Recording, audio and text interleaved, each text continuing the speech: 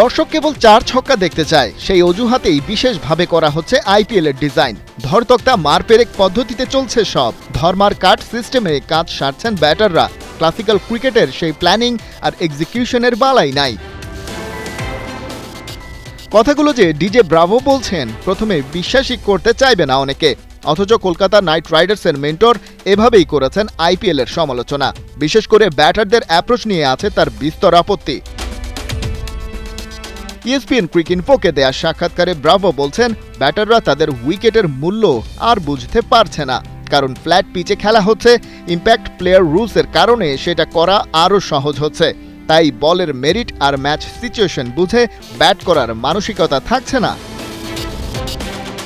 Bravo এমনকি নিজের দল কলকাতার ব্যাটিং লাইন নিয়েও খুশি নন। বলছেন তাদের অ্যাটাকিং ব্যাটিং অর্ডার রয়েছে বটে, তবে ক্রিকেট এমন হতে পারে না।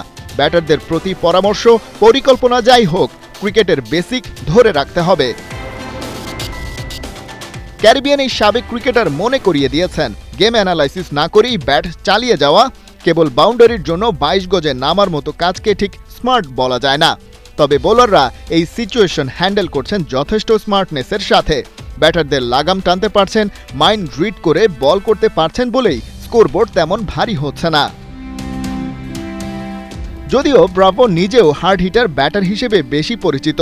2021-এর পর আর ইন্টারন্যাশনাল টি20-তে নেই, তবে দুনিয়া জুড়ে খেলে বেরিয়েছেন ফ্র্যাঞ্চাইজি টুর্নামেন্ট, হয়েছেন ক্রিকেটের ফেরিওয়ালা।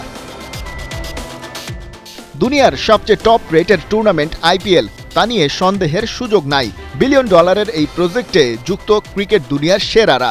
টাকা এখানে বৃষ্টি হয়ে ঝরে, তার ভাগ পাওয়া যায় বলেই কাউকে তেমন সমালোচনা করতে দেখা যায় না। তবে ক্রিকেটের স্বার্থে এবারে ডিজে ব্রাভো বেশ সাহসের পরিচয় দিলেন বটে। খালিদ জামিল, 71।